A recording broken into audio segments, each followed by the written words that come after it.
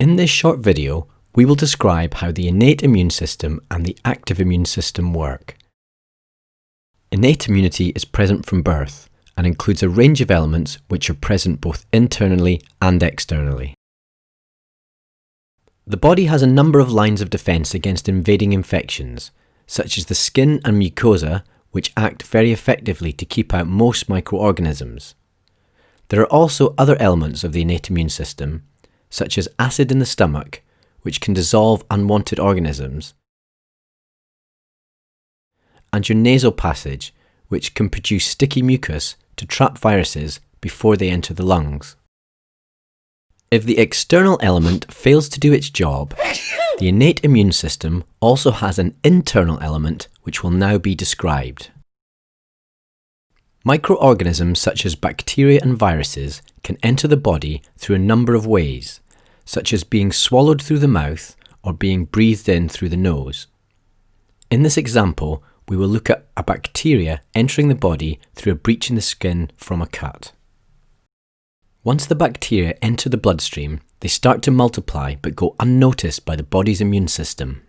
However, once a certain number has been reached, they start to damage the body. At this point, the body's guard cells, known as macrophages, will recognise the cells as being foreign and start to work by engulfing large quantities of the bacteria and then breaking them down and killing them with enzymes. This is known as phagocytosis. They also send signals to activate the release of water from the blood into the affected area, known as inflammation, which makes the process easier. Often, this process alone can prevent infection from developing further. If this part of the process is not working, and the macrophages have been fighting for too long, they send signals via messenger proteins to indicate the location of the affected area and the urgency of the situation. White blood cells, known as neutrophils, are stimulated and move to the affected area to help the macrophages. These are deadly cells which kill the invading cells, but can also kill the body's own cells in the process. Killer cells such as neutrophils and macrophages are known as phagocytes. The next stage that will be described is the active immune system, which is also known as the acquired or adaptive immune system. If the innate response is not working and the invading cells are not being effectively destroyed, the next phase of the immune system is activated, and a cell called the dendritic cell becomes active and starts a two-part process. Firstly, the cell-mediated response.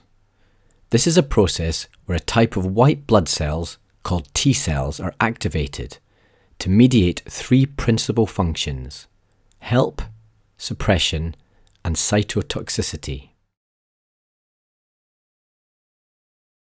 T helper cells stimulate the immune response of other cells. Example: T cells stimulate B cells to produce antibodies. T suppressor cells play an inhibitory role and control the level and quality of the immune response, such as deactivating it when its job is done. Cytotoxic T cells recognize and destroy infective cells and activate phagocytes to assist in the process. The second part of the process is the antibody-mediated response.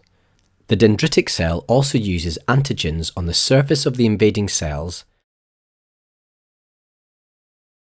and with the help of T cells, produces an antibody which is a specific match for these antigens. Once an exact match is produced, a chain reaction begins where the helper T cells reproduce millions of times and stimulate B cells to produce millions of antibodies which travel through the blood around the whole body. Memory B cells are also produced, which will help with future immunity. These antibodies bind with antigens on the surface of the infected cells and deactivate them, sometimes killing them in the process. They also make them more susceptible to killer cells such as macrophages and neutrophils, which then destroy the infected cells more easily. Thus, as the active immune response works effectively, all the invading cells are destroyed. Most of the killer cells are now no longer needed, so destroy themselves. Memory T and B cells, however, remain in the bloodstream, and the next time the body encounters the same infection, they are ready to produce antibodies on demand to quickly destroy invading cells. This process is known as active immunity because the body has had to actively make the antibodies itself.